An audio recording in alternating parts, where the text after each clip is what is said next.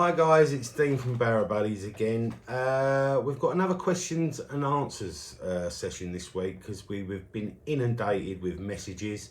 My phone's been binging all the time, and there's loads of questions that you've been asking, and I'm going to cover quite a few of the topics today and get a few of you guys sorted. So without further ado, we're going to start with Adam from Dartford. I have a Mark 6 power porter 24 volt and my battery tray keeps bending down.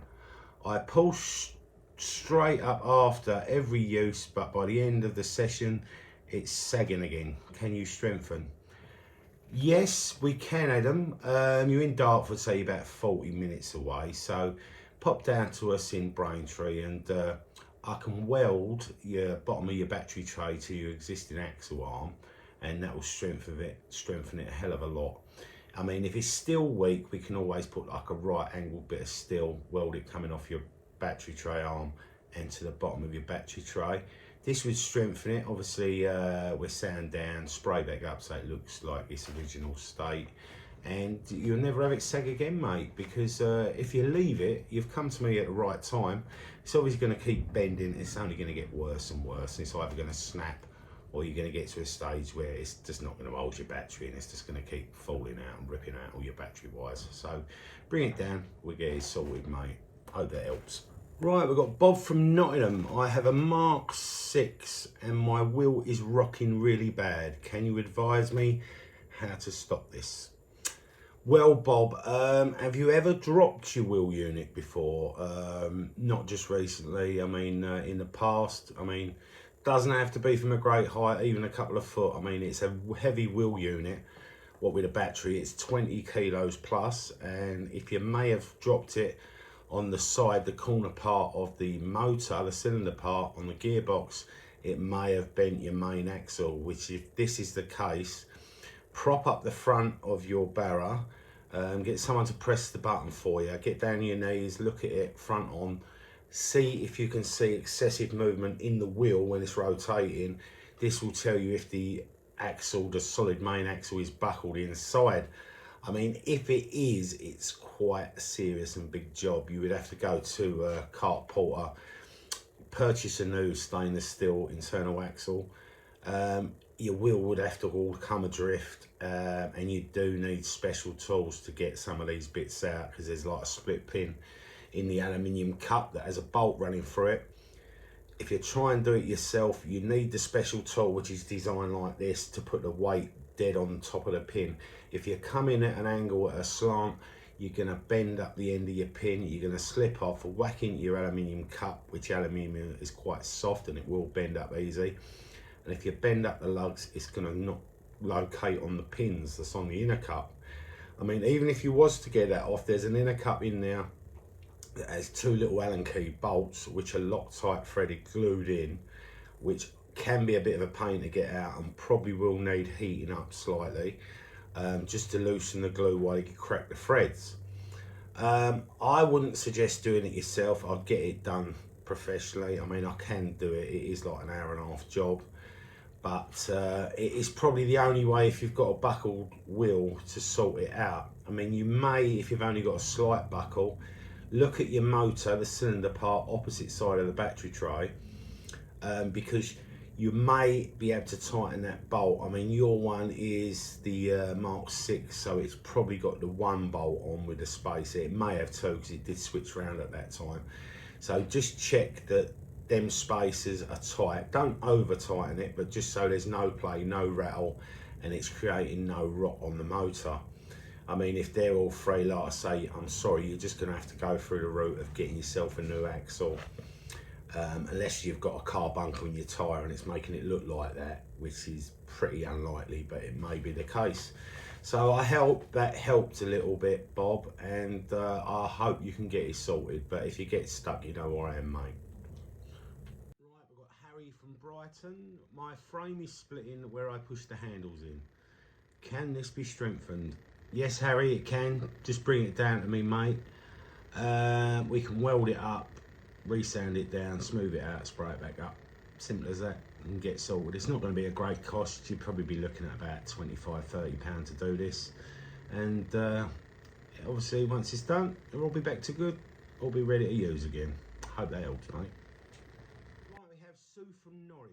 My Extreme will only go in reverse, but it will not go forward. It's only about 8 months old. Who do I contact over the warranty? As I have bought from Carporter, but now they're owned by Calder.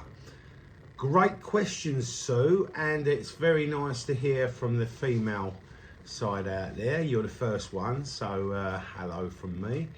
And like I said, what a great question. There's probably a few of you out there that have bought it when it was owned by a Carporter and you're worried about your warranty, but there's no need to worry. I mean, anything that's bought from today's date or from when the purchase of when Calder took over, obviously they will have to sort out the warranties on them products. But as you bought it when it was originally Carporter, the warranty is still there. Don't worry. All you need to do is go to Prestige Engineering, because that is still there. They deal a lot with the more like the old ladies tartan shopping trolleys now, which is something that they've always done.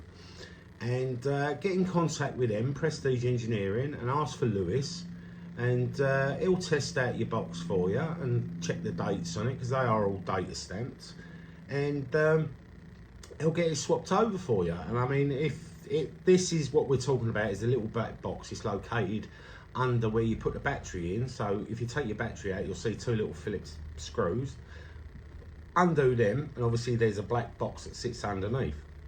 You've got to cut a few of the cable ties off, go back to the opposite side where the motor is, pull off the spade connectors, thread them back through your crossbar one at a time. They are quite a tight fit, but you have to do one at a time, turn it on this side. As soon as you've got them through and you've got the cable ties off, that black box is going to come off to you like in your hand. So obviously you could send that back to Prestige, get them to test it, and if it's faulty they'll send you a new one. But what I suggest, Sue, is take a picture of how it's boxed up before you take it off, so you know exactly how you're going to put it back together when you get your new box.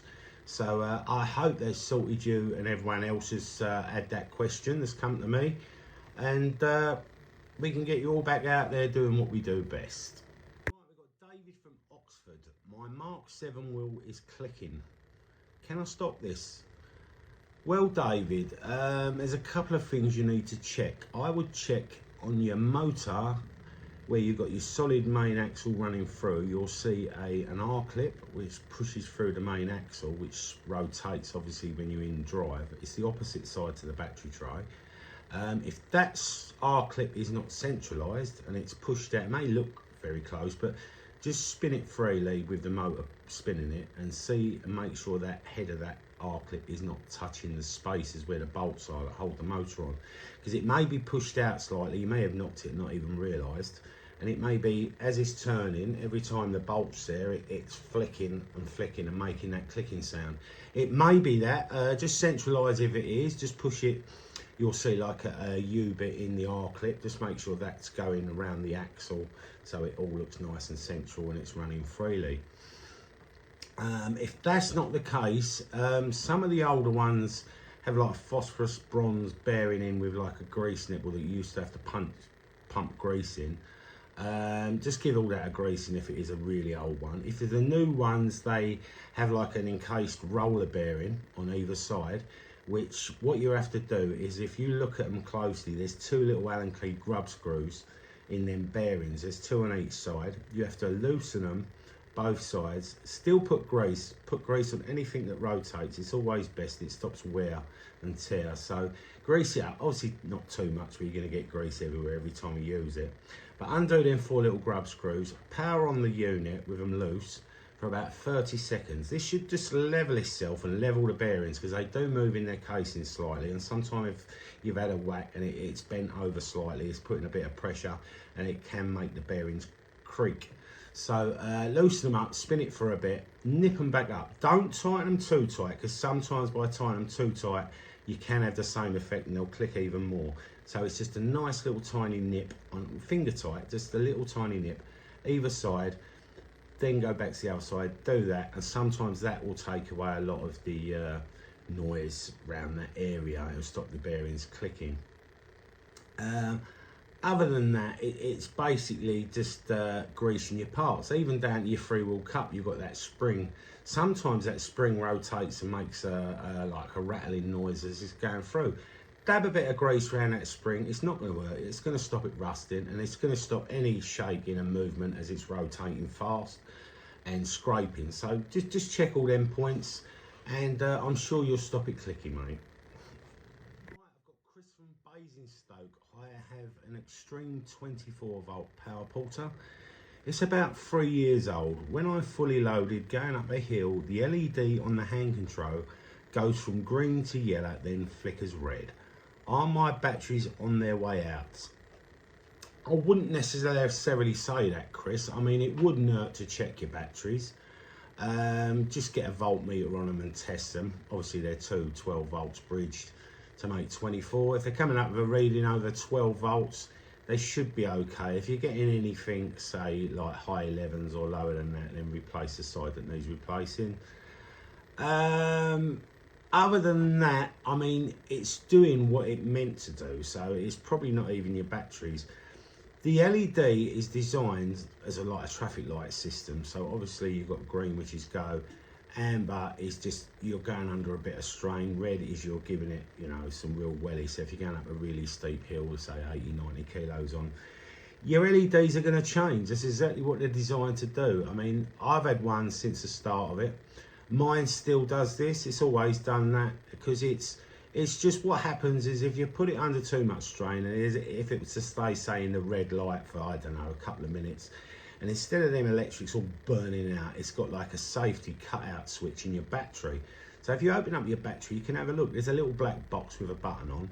I mean, if this ever trips for overheating, it will pop out. So it'll be sticking, that black button will be sticking out about, you know, a centimetre. So it's not something you have to press unless you visually see that it's sticking a miles out, and then you push it back in. I mean, I've never had mine do this. I mean, so it is something that must be the total bashing of the century, going up a cliff sort of thing, for it to make it do this. I mean, if you're just flickering through the colours as you're using it, it's fine. It's just going through the process of what it meant to do. Other than that, I mean, if you find that you're lacking power and it's going really slow and it keeps stopping, then you may have a problem in that 24 volt talk box Pro Drive, which is located under that battery tray again. But by the sounds of it, it's just doing what it meant to do. I know a lot of the time our brain tells us that it's losing power because we're seeing it flick red, or my batteries are going, I'm out of charge, but it's not always the case. I mean, if your battery was flat, it'd be flashing red all the time. And if you're doing this through the use of using it, and you know it's going through the colours, then all of a sudden it's going back green, then I wouldn't worry about it, mate. If it's still pulling, you've got plenty of pull with weight on it, and you're still going as fast as you normally do, then just stick with it. I hope that helped, Chris. Right, we've got Stephen from Chelmsford. Oh, a local lad. I have a fat boy Barrow and it keeps tipping over. How do I stop this? Well, sometimes it's impossible, Stephen. I mean, if you're on a gradient like this and obviously you've got 80 kilos, you've got to help it a bit. You know, gravity's always going to pull you that way. But you can help matters. I mean, a lot of people are mistaken, because with the old Barrows, when you used to have just one front wheel and two back mud feet, obviously they were designed for all your heavy objects to go over the front wheel. This centralised the balance of the thing and took all the weight over the front wheel. So when you was using it, it felt so light and balanced, and it was nice to use. I mean, times have changed. Now, 80% of you guys like the back wheel system, obviously, because we're all getting older, bad back, etc. We don't want to be lifting it, so we use the back wheels. I mean, that's fine using the back wheels, but with regards to tipping, you want to now transfer all your heavy items over the back wheels, because they're the ones that's got the widest stance, and obviously there's two wheels and not one. So take advantage of that. Put all your heavy items at the back. Obviously try and centralise the loads. You don't want 60 kilos one side, 20 the other. To try and balance out what you're putting there and keeping it pretty central. Other than that, I'm going to stop there, because sometimes, depending on where you're going, the terrain is awful. So I am in prototype of designing a product which will work with your existing triporters as like a stabilizer bar. So you'll still have your back wheels, but you'll also have a little wheel that comes off on a bar either side, giving you an extra 10 inches of stability, which can half make a difference through tipping. So if it goes to try and tip, that wheel's going to hit the floor, it's going to bounce you back up, so you're never ever going to go over and damage all your equipment. All I can say is subscribe to this channel, like and share, watch the videos, join Barrow Buddies, because you also do get that 10% discount, but it's going to inform you and notify when this product comes out. I mean, it is in prototype, it's nearly there, it's got a few little touch-ups and different things to sort out on it, but very soon I'm going to be releasing it, so, you know, watch it on here, you're going to get the first dabs on it, because when I start doing them and sorting them out, there's going to be a great demand for them, and by being a member and subscribing to it, obviously you're going to hear about the news first. So we'll stop press on that one and look out for future videos, because it just may be the one that tells you when you can get this product and shows you a little video. So I hope that's answered your question. So I see Philip from Newcastle. Can I buy a power porter from you? Sorry Philip, don't sell Barrows at the moment. I'm just doing repairs and servicing. So if you want to buy a power porter, get down to Cart Porter, mate, and have a look and purchase one off them. Luca from Jaywick. My Ybar holder has snapped off. Can you fix? Yes, we can, Luca. If you still have the part that's snapped off, you can bring it to me. Obviously, I can grind it up. I can strengthen the back bar, which is welded onto, re-weld it back on all the way around, grind it down, smooth it out and spray it back up to how it was. Or if you've lost the little part, we can fabricate a new one for you.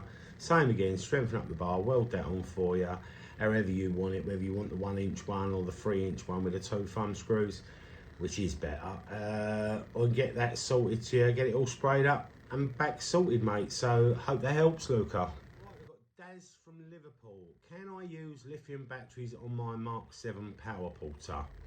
Good question, Daz. Over the years, when I was Cart Porter engineer, we had many people that had come, that their Barrows were out of warranty, that are using lithium batteries. I mean, I would advise you, in general, if you use lithium batteries on the power porter where it's designed for lead acid, your warranty will be void. So I would steer well clear with them at the moment. If, on the other hand, you're out of warranty and you've got nothing to lose, and then the gamble's in your hands. I mean, I do have people that buy lithium and they swear by them because of the weight, size, and, you know, they do last a little bit longer. I mean, it's not going to give you any more power, if that's what you're thinking, and they are very expensive. I mean, you can buy some cheap ones that are very dodgy.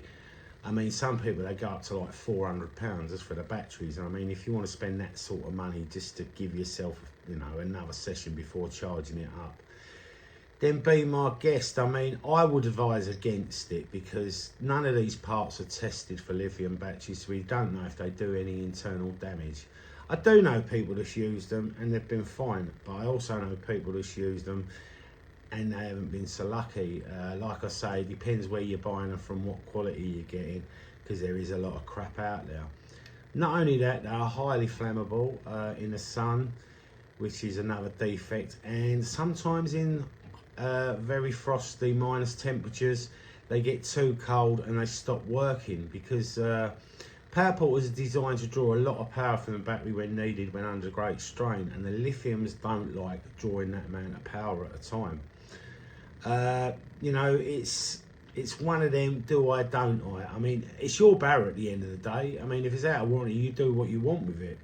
But personally, I would advise against it. I mean, I don't want to be pedantic or anything, but £400 for something that really doesn't benefit me to that type of money, I'd probably steer away from it. And you know, just stick with what you got. As my old granddad used to say, if it ain't broke, don't try and fix it. So that's my view on the matter anyway, Daz, and you can make your own mind up, I'm sure.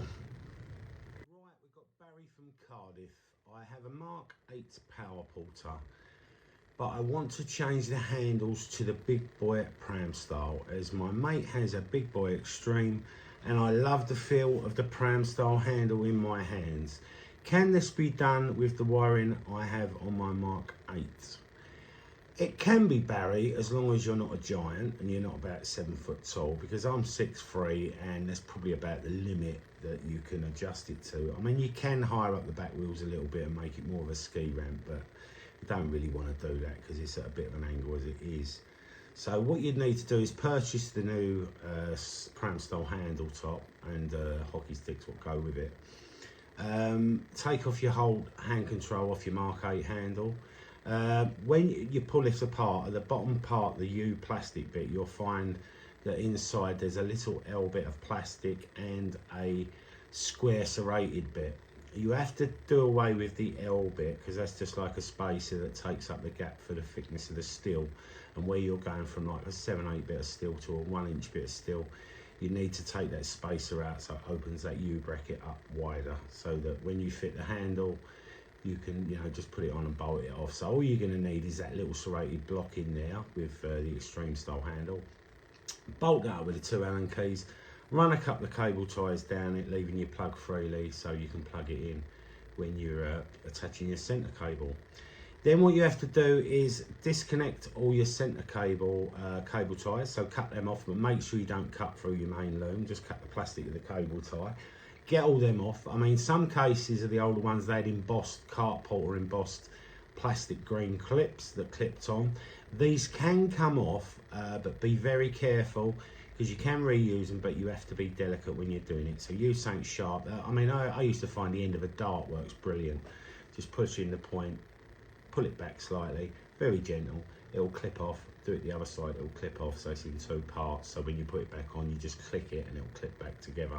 But do it softly because they do snap very easily. I mean, don't worry if you do snap them, you can just cable tie it anyway because it does the same job. So when you've got all the cable ties and clips off of the centre cable, have it hanging loose, but make sure you're plugged in at the wheel end and the handle end. This is just so it's giving you showing you the most amount of slack when your handle's pulled up and adjusted to the height you want it, and then you can reroute that cable because it has to be rerouted and taken off, because the way it was on the Mark 8, it just won't reach. I mean, we do channel the wire to take out play when we're doing a Mark 8, so that it's, you know, you haven't got big saggy loops everywhere. So all you're doing is taking them loops out, rerouting it, so that, you know, you've got enough room to put it and connect it, so you're not putting any stress under the plugs. So basically that's it. That's the way you change the handle, and you can turn your Mark 8 to a pram style handle, and you can get that feel, Barry. So hope that'll get you sorted on that one, and you can now go out with a different feel to your Barrow. Right, it's been quite a few lots of questions today, but we're on our last one today, so don't worry guys, you ain't got to put up with my annoying voice much longer. We've got Bill from Whittam. I have an extreme 24 volt, but I suffer with Parkinson's disease and arthritis. Very sorry to hear that, Bill. Hate to see anglers in distress, and I know you must be in a lot of pain, but we all like doing the things we love, and any way of keeping you back out there so you can do the thing you love is, you know, it's fine with me. I'm having trouble pressing the button.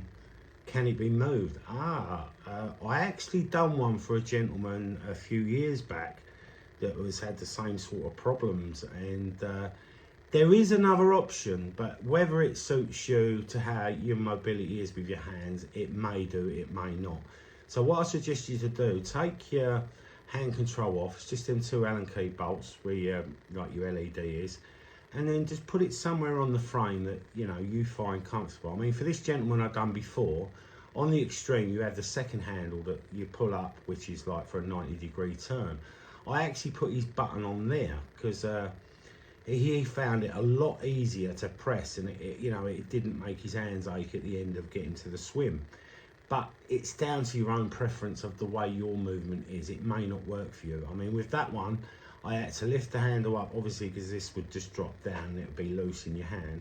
So I pulled it up to its highest point as if it was being used. I run a couple of bolts through to make that fixed, so it's stuck out of it. It'd be pretty awkward for the average angler, but if that's the way you held it all the time, you know, it's going to be fine. Once I fixed them, I rerouted the hand controller onto the hand grip there, And I mean, he absolutely loved it. You know, he's such a lovely bloke. He come back to me, he was hugging me. You know, you changed my life, Dean. You know, I can go out still doing the things I love. So, you know, it's nice to get that appreciation from someone that really needs it. And he's just trying to do what he loves before, you know, he ends his life on this wonderful planet. So, you know, we all need a little help from time to time. So if you've got anything you want moved, or you know, if it's possible with the parts we have, we will do it for you, mate. Just come down, Bill. Give me a bell, and I'm sure we can sort something out that's makes life a bit easier for you, mate. So I hope that helps on that matter. Right, we come to the end of this week's questions and answers. I hope everyone's satisfied with the answers I've given today. I've answered them to the best of my ability. Just remember, on the new product, subscribe and share and like. Be the first to get notified of all these things. And we're here to make life easier. So I hope what I'm doing is helping you out and getting all them doubts out of your head and letting you do things for yourself. Because at the end of the day, you know, times are hard and we've got to save every penny we can. But you know, I'm here to help. And if anyone, you can't do anything or you come stuck on anything, just give me a bell and we can sort it out. So I'll say goodbye for now, and I hope I see you in the next edition, because we're going to start doing questions and answers every week, if I'm still getting like you guys sending me the messages. So feel free, send me the messages. Do send pictures, because I love a picture. It makes it a lot easier to work out the problem, and we can get all ourselves, you know, back out there doing what we love. So bye for now, guys.